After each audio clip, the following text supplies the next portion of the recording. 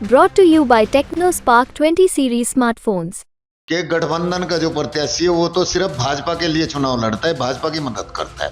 और ये सहारनपुर की आवाम को भी समझना चाहिए कि बार बार एक ही को वोट दे के अपने वोट को खराब ना करे।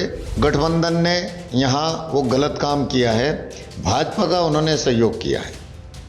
भाजपा को जिताना चाहती है यहाँ की गठबंधन की सरकार। लोकसभा चुनाव 2024 को लेकर सभी पार्टियों ने अपनी कमर कस ली है, सभी तैयारियों में जुट चुके हैं। बीएसपी ने सहारनपुर से माजिद अली जी को टिकट दिया है। इनसे बातचीत करेंगे किस तरह का अब रणनीति रहने वाली है सहारनपुर लोकसभा सीट को लेकर के। पहले तो आपका यूपी तक में स्वागत है। आपका भी शुक्रिया भाई। ये बताइएगा कि जिस तरह बहन जी ने आपको सहारनपुर से उम्मीदवार उतारा है, तो किस तरह की रणनीति रहने वाली है, आप सहारनपुर किस तरह से देखते हैं आप? सबसे पहले तो आदरणीय बहन जी का मैं धन्यवाद करता हूँ, शुक्रिया अदा करता हूँ कि बहन जी ने मुझे यहाँ से कैंडिडेट बनाया, मुझ पे विश्वास जताया और पूरी सहारनपुर की जो बहुजन समाज पार्टी की टीम है उनका भी धन्यवाद करता हूँ। यहाँ पे इसलिए विश्वास जताया कि देखिए यहाँ पे एक बहुत प्यारा गठजोड़ है। जो चुनाव 2019 में हुआ था वही चुनाव 2024 का होगा। एक तरफ भाजपा है और एक तरफ वो लोग हैं जो सब भाईचारे के साथ रहना चाहते हैं और सहारनपुर के लिए कुछ बेहतर से बेहतर करना चाहते हैं। तो जैसे कि अब जो बीएसपी है वो किसी भी गठबंधन के साथ नहीं है, तो क्या लगता है कि सहारनपुर में सीट निकाल पाएगी? सहारनपुर में एक ही तो सीटें, तो वही इंशाल्लाह बसपा जीत के जाएगी यहाँ से।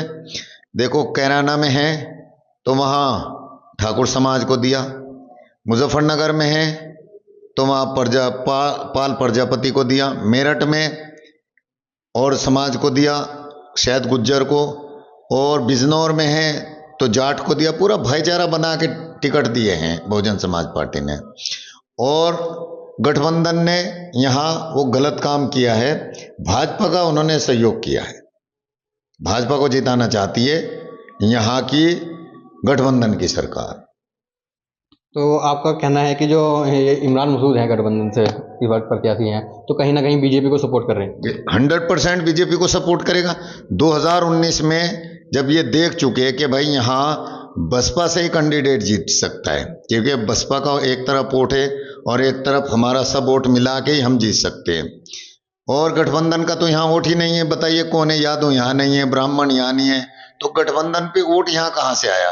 ये बेईमानी होगी अगर कोई गठबंधन को वोट देगा, क्योंकि लड़ाई जो लड़नी है इस देश में वो बसपा प्लस भाजपा, क्योंकि वोट बसपा के पास है, गठबंधन के पास वोट है ही नहीं। ये बार बार कांग्रेस वाले तस्लीम कर चुके हैं कि भाई सहारनपुर के अंदर बसपा का और बीजेपी का ही मुकाबला है और किसी का नहीं है। भाजपा वाले खुद इस बात को इकरार कर रहे हैं कि गठबंधन का जो प्रत्याशी है वो तो सिर्फ भाजपा के लिए चुनाव लड़ता है, भाजपा की मदद करता है। और ये सहारनपुर की आवाम को भी समझना चाहिए कि बार बार एक ही को वोट दे के अपने वोट को खराब ना करे, वोट वहां दे। इस वोट का एक बहुत बड़ा मकसद होता है, ये देश आपको सुरक्षा, हाँ ये वोट जो है सुरक्षा देती है, विकास देती है और आपको मान सम्मान के साथ जीने का अधिकार देती है। बस उसे चुने जो इनके लिए लड़ाई लड़ सके और इनको हक दिला सके। उसके लिए ना लड़े जो हमेशा से सिर्फ इनका सौदा करते आ रहे हैं और वो तो चला गया बहुत ऊपर और ये बेचारे और कमज़ोर होते चले गए। जितने इधर के लोग रहते हैं, जो यहाँ पे मुस्लिम समाज का जो लोग रहते हैं, उनका जीवन देख लीजिए कि किस तरह से गुजर रहा है और सहारनपुर की इस तरफ के लोग किस तरीके से अपना जीवन बसर कर रहे हैं। तो क्या कभी यहाँ के नेता ने ये सोचा है कि इनको भी बढ़िया रास्ते की ज़रूरत है, बढ़िया बिजली पानी की ज़रूरत है और इनका कोई उत्पीड़न ना करे, पुलिस इनका उत्पीड़न ना करे, बिजली विभाग इनका उत्पीड़न ना करे, सेल टैक्स इनका उत्पीड़न ना करे, जीएसटी इनका उत्पीड़न ना करें? जो संविधान के मुताबिक है उस तरीके से होना चाहिए ना। अब वो बेचारे रोते रहते हैं कि जी हमारे घर में रात को घुस जाते, रात को अधिकारी नहीं आता, रात को गुंडा आता है, बदमाश आता है। तो उसको रोकने के लिए हम चुनाव मैदान में हैं। इंशाअल्लाह हम जीत के आएंगे तो किसी को गुंडागर्दी नहीं करने देंगे और ना बर्दाश्त करेंगे।